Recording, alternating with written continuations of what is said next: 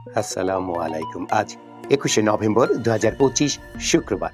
আজকের প্রধান প্রধান খবর নিয়ে উপস্থিত হয়েছি আমি আনোয়ার বাবু। প্রথমেই সংবাদ শিরোনাম, এরপর বিস্তারিত। মানবতা বিরোধী অপরাধে শেখ হাসিনার সাজা ভারত বাংলাদেশ সম্পর্ককে পরীক্ষায় ফেলেছে। আপিল বিভাগের রায়, তত্ত্বাবধায়ক সরকার ফিরবে পরের নির্বাচন থেকে। সঞ্চয়পত্র ও প্রাইজ বন্ড বিক্রি বন্ধ করে দিল বাংলাদেশ ব্যাংক। একটি শোক সংবাদ।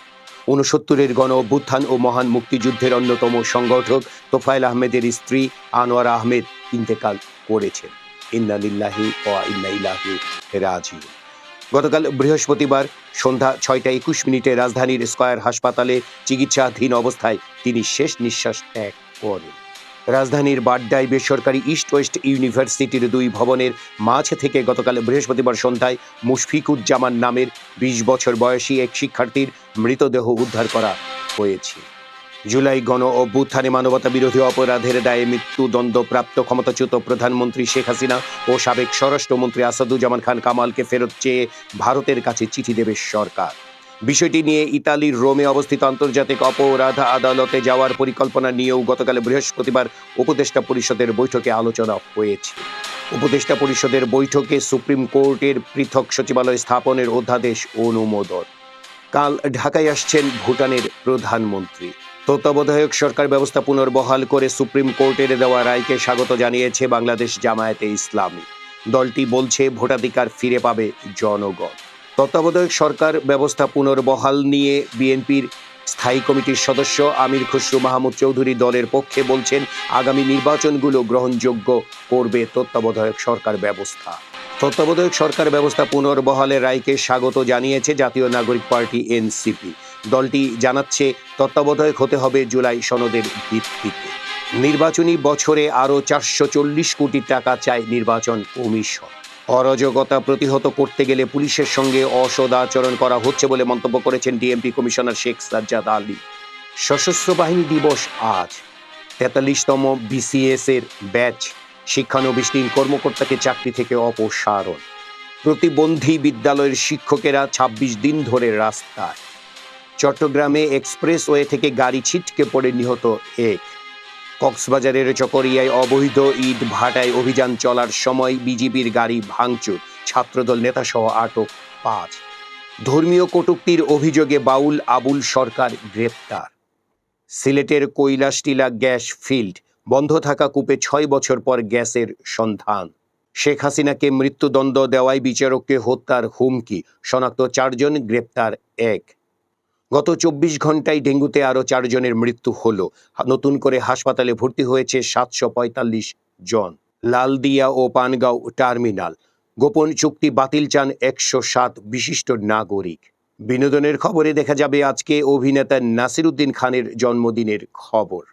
এই ছিল আজকের প্রধান প্রধান খবরের শিরোনাম। এবার বিস্তারিত। মানবতা বিরোধী অপরাধে শেখ হাসিনার সাজা ভারত ও বাংলাদেশ সম্পর্ককে পরীক্ষায় ফেলেছে।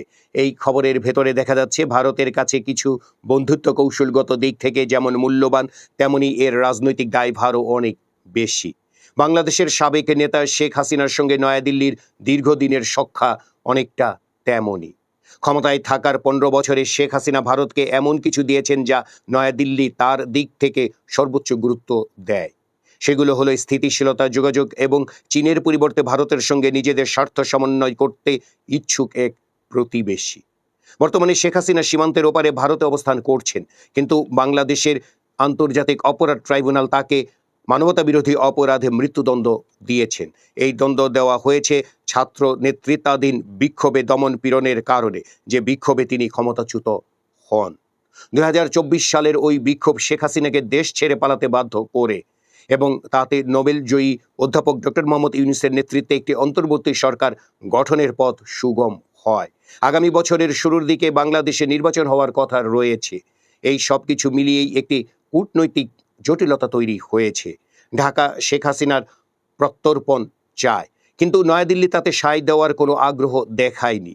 এতে কার্যত তার মৃত্যুদণ্ড কার্যকর অসম্ভব হয়ে পড়েছে। নয়াদিল্লি যে মানবিক আশ্রয় দিতে চেয়েছিল তা এখন একটি দীর্ঘ ও অস্বস্তিকর পরীক্ষায় পরিণত হচ্ছে। আর সেটা হলো দিল্লি তার এক পুরনো মিত্রের জন্য কতটুকু যেতে ইচ্ছুক এবং এই প্রক্রিয়ায় সে কূটনৈতিক সক্ষমতার কতটুকু ব্যয় করার জন্য প্রস্তুত রয়েছে। সঞ্চয়পত্র ও প্রাইজ বন্ড বিক্রি বন্ধ করে দিল বাংলাদেশ ব্যাংক। এই খবরের ভেতরে দেখা যাচ্ছে বাংলাদেশ ব্যাংকের মতিঝিল শাখা সহ সব শাখা কার্যালয় থেকে সঞ্চয়পত্র, প্রাইজ বন্ড বিক্রি সহ 5 ধরনের সেবা বন্ধ হয়ে গেছে। গতকাল বৃহস্পতিবার থেকে এই সেবা বন্ধের কথা জানিয়েছে বাংলাদেশ ব্যাংক। কেন্দ্রীয় ব্যাংকের এ সংক্রান্ত এক বিজ্ঞপ্তিতে বলা হয়েছে, বাংলাদেশ ব্যাংকের মতিঝিল, চট্টগ্রাম, খুলনা, বগুড়া, রাজশাহী, সিলেট, সদরঘাট, বরিশাল ও রংপুর কার্যালয় থেকে এই 5 সেবা দেওয়া বন্ধ। সঞ্চয়পত্র ও প্রাইজ বন্ড ছাড়া বন্ধ হওয়া সেবার তালিকায় আরও রয়েছে ছেঁড়া ফাটা নোট বদল, সরকারি চালানের টাকা জমা দেওয়া ও চালান সংক্রান্ত ভাঙতি টাকা প্রদান। এখন থেকে গ্রাহকদের এসব সেবা নিতে হবে বাণিজ্যিক ব্যাংক থেকে। আপিল বিভাগের রায়, তত্ত্বাবধায়ক সরকার ফিরবে পরের নির্বাচন থেকে।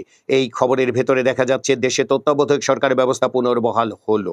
ক্ষমতাচ্যুত আওয়ামী লীগ সরকারের আমলে বাতিল করা এই ব্যবস্থা পুনর্বহাল করে গতকাল বৃহস্পতিবার রায় দিয়েছেন দেশের সর্বোচ্চ আদালত, সুপ্রিম কোর্টের আপিল বিভাগ।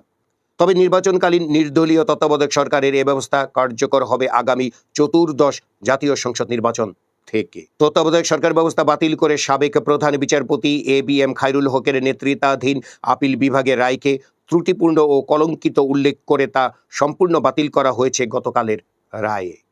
প্রধান বিচারপতি সৈয়দ রেফায়েত আহমেদের নেতৃত্বাধীন 7 সদস্যের আপিল বিভাগ ABM খায়রুল হকের বেঞ্চের রায়ের বিরুদ্ধে করা আপিল মঞ্জুর এবং এ সংক্রান্ত রিভিউ আবেদনের নিষ্পত্তি করে এ রায় দেন। 43তম BCS ব্যাচ, শিক্ষানবিশ 3 কর্মকর্তাকে চাকরি থেকে অপসারণ। এই খবরের ভেতরে দেখা যাচ্ছে 43তম BCS ব্যাচের প্রশাসন ক্যাডারের 3 কর্মকর্তাকে চাকরি থেকে অপসারণ করা হয়েছে। তারা 3 জেলা প্রশাসকের কার্যালয়ে শিক্ষানবিশ সহকারী কমিশনার হিসেবে কর্মরত ছিলেন। এই 3 কর্মকর্তাকে চাকরি থেকে অপসারণ করে গত বুধবার প্রজ্ঞাপন জারি করে জনপ্রশাসন মন্ত্রণালয়। তবে তাদের চাকরি থেকে অপসারণের কোনো কারণ প্রজ্ঞাপনে উল্লেখ করা হয়নি। এই 3 জনের মধ্যে কাজী আরিফুর রহমান ফরিদপুরে, অনুপ কুমার বিশ্বাস বগুড়ায় এবং নবমিতা সরকার পিরোজপুরের জেলা প্রশাসকের কার্যালয়ে শিক্ষানবিশ সহকারী কমিশনার হিসেবে কর্মরত অবস্থায় বুনিয়াদী প্রশিক্ষণে ছিলেন। চট্টগ্রামে এক্সপ্রেসওয়ে থেকে গাড়ি ছিটকে পড়ে নিহত এক। এই খবরের ভেতরে দেখা যাচ্ছে চট্টগ্রাম নগরের এলিভেটেড এক্সপ্রেসওয়ের রেলিং ভেঙে একটি প্রাইভেট কার ছিটকে নিচে পড়ে গেছে।